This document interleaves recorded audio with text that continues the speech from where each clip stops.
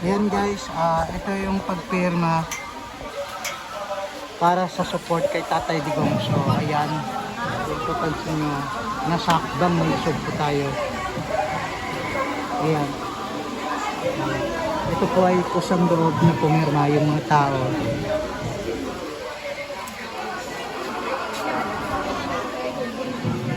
Ayan, kasama natin yung mga batitikang vloggers, media. Ayan.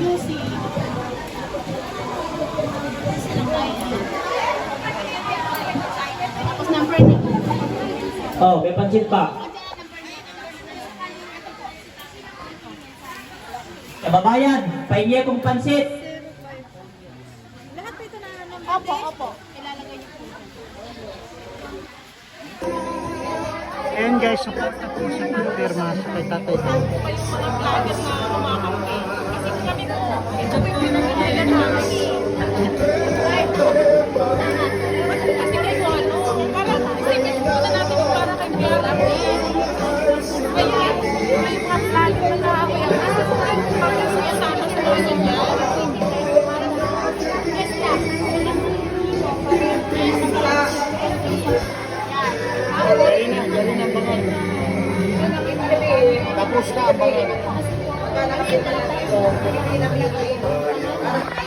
minuto, makikita nila basta't buhay kayo. Tama? O, kasi mga pipirma dito, buhay pa rin kayo. Okay. Okay, next. Your personal data will not be used for any purpose beyond this submission. So, walang ibang paggagamitan. A copy of the attachment containing information shall be retained exclusively by the Council of Records. Kasi po, may mga legal counsel na hahawak po ng dokumento na to. Hindi po kani-kanino tao pupunta to. Abogado po yung mga iyon. Okay?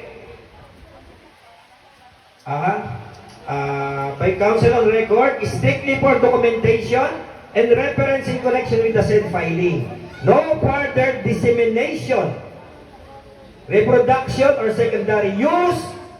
Baka mamaya, biglang may magpunta sa inyo, nag-deliver sa inyo ng Lazada. No? Kasi yun, no? Wala daw secondary use, dito lang talaga. Shall be made without your explicit consent unless required by law. By providing your permission, you acknowledge and consent to this limited and secure use. Ibig sabihin, ginagarantiya, sinisiguro na ang dokumentong inyong pipirmahan ay eksklusibong gagamitin lamang para sa gagawin nating pagpapile ng petisyon sa Korte Suprema. Wala na pong iba.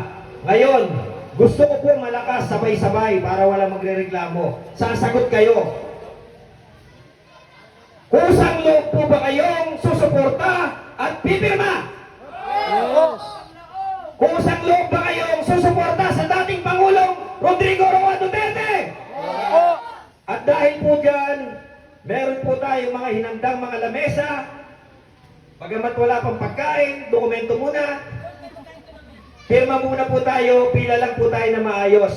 No? Pakilagay po ang inyong pangalan, address, ID number, at sa dulo po, signature. After po nito, po pwede kayong humingi kay Kapitanan ng kopya nito. Kasi baka may mga kapitbahay kayo na mga Duterte supporters din.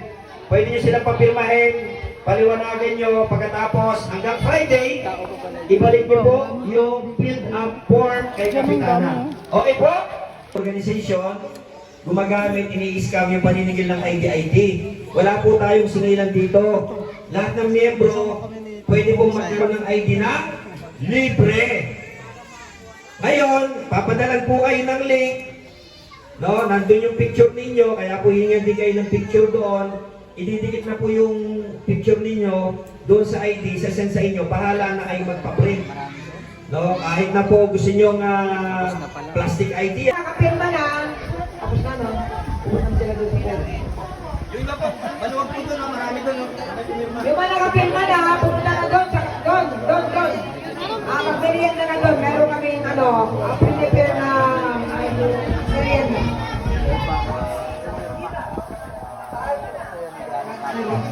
Tip.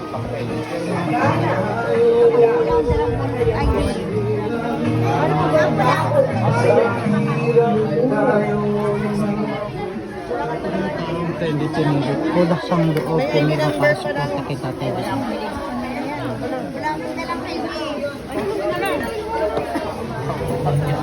Marami pa yun sa likod. Marami pa yun.